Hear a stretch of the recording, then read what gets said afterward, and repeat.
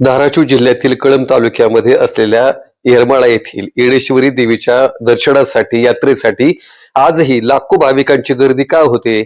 भाविकांच्या वाडामध्ये या देवीबद्दल जी श्रद्धा आहे त्या श्रद्धेपोटी लाखो भाविक येरमाळ्यामध्ये येडेश्वरीच्या दर्शनाला येतात.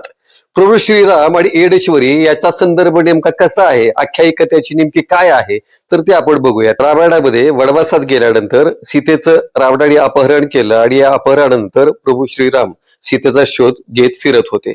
तितक्यात शंकराची पत्नी पार्वती यांना श्रीरामाची परीक्षा घेण्याची इच्छा झाली आणि मग पार्वतीनं सीतेचं रूप धारण करत वनवासामध्ये असलेल्या रामाला ती भेटली. ज्या वेळेला रामाला ती भेटली त्यावेळेला त्रिकाल ज्ञानी असलेल्या रामाने पटकन ओळखलं की ती सीता नाही आणि त्यावेळेला रामाने एक वाक्य उच्चारलं की तू वेडी आहेस, तू वेड्यासारखं का फिरतेस? अशा पद्धतीचा उच्चार प्रभू श्रीरामाने पार्वतीच्या त्या रूपाकडे बघून केला.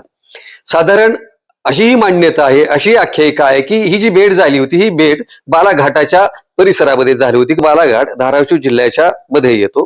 ती आख्यायिका ज्या वेळेला प्रचलित झाली आणि मग तू वेडी आहेस, वेड्यासारखं का फिरतेस, या सगळ्यांवरनं मग त्या देवीनं त्याच ठिकाणी आपलं स्थान पक्क केलं आणि वेडी आई यावरनं ती येडाई झाली. येडाई म्हणजेच येरमाळ्याची येडेश्वरी. ही अतिशय जागृत अशी देवी मानली जाते. या ठिकाणी महाराष्ट्रातून लाखो भाविक दर्शनासाठी येत असतात. या देवीच्या यात्रेचं आणखी एक वैशिष्ट्य असं आहे की वर्षातून एकदा काळ्याभोर असलेल्या जमिनीतून चुना वर येतो. तो चुना तेव्हा वर येतो जेव्हा येडेश्वरीची पालखी डोंगरावरून उतरून ती खाली अंबरेत असलेल्या काळ्याभोर जमिनीमध्ये येते. ती ज्यावेळेला येडेश्वरीची पालखी काळ्याभोर जमिनीवर येते त्यावेळेला एका दिवसामध्ये वर्षभरात काळीभोर असलेली जमीन जमिनीच्या खाली चुना निर्माण होतो आणि मग लाखो भाविक, महिला भक्त, पुरुष, आबालवृद्ध सगळेजण ते चुडा वेचण्यासाठी गर्दी करतात.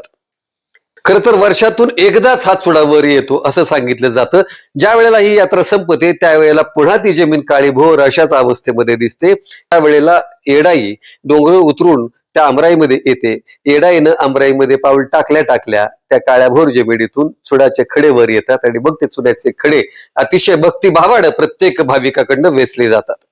ह्या वेचलेल्या चुड्याचं काय होतं तर त्या वेचलेल्या चुड्याच्या खड्यांना पालखीवर उधळलं जातं, फुलांसारखं उधळलं जातं आणि मग तेच चुड्याचे खडे एकत्र केले जातात. यात्रेनंतर त्या चुड्याच्या खड्यांचा चुडा केला जातो. पांढऱ्या चुड्यानं येडेश्वरीचं सारं मंदिर रंगवलं जातं.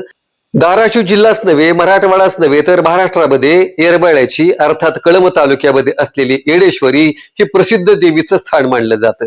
आई तुळजाभवानीची धाकटी बहीण म्हणून या देवीकडे पाहिलं जातं.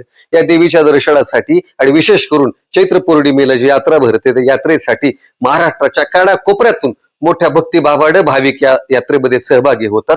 विशेष म्हणजे या यात्रेमध्ये पारलिंगी समुदाय, ज्याला आपण तृतीयपंथी म्हणतो, पारलिंगी समुदाय, राज्यातले बहुतांश पारलिंगी या देवीच्या दर्शनासाठी डोक्यावर देवी घेऊन येतात, कोणी परडी घेऊन येतं आणि म्हणून या देवीचं महत्व आजही कायम आहे. आणि परंपरेप्रमाणे दरवर्षी ज्या वेळेला पालखी खाली येते त्यावेळेला त्या पालखीवर हेलिकॉप्टर मधून पुष्पवृष्टी केली जाते. ही पुष्पवृष्टी पाहण्यासाठी महाराष्ट्रातले अनेक भाविक ते दृश्य पाहण्यासाठी उपस्थित असतात. आई तुळजाभवानीची धाकटी बहीण मानले गेलेले या देवीचं महत्व कालही होतं, आजही आहे आणि ते उद्याही असंच राहील. आणि म्हणून एका पिढीनंतर दुसरी, दुसऱ्या पिढीनंतर तिसरी, अशा पिढ्याने पिढ्या येडेश्वरीचं, या येडाईचं महत्व हे कायम राहिलं आहे.